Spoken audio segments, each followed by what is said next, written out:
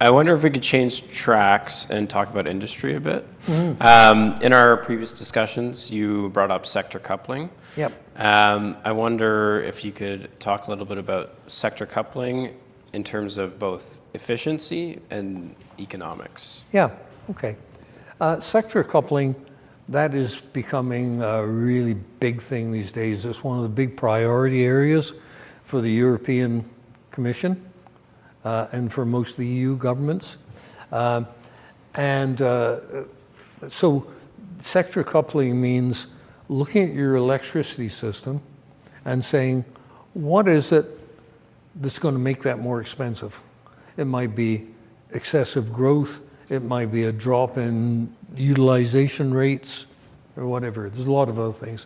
How you cope with load management, short-term fluctuations. So look at your electric system and say, what is it that's going to drive prices up?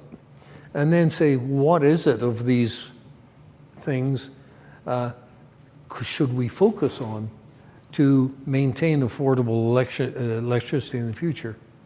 And then the next step, this is where the sector coupling comes in, sit down with the thermal people and say, if you had thermal networks, the capacity to distribute heat, if you had the capacity to link these cooling or heating to buildings, coupled with thermal energy storage, how would that manage our loads? So even if you were using electricity for heating and cooling, well, you will use it for cooling, how could you manage that better, taking into account the thermal network, thermal energy storage?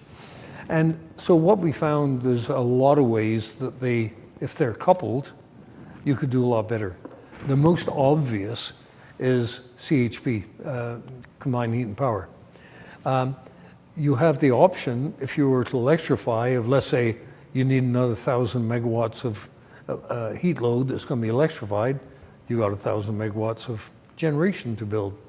And then Pickering is going to be about 2,100 megawatts when it's built out.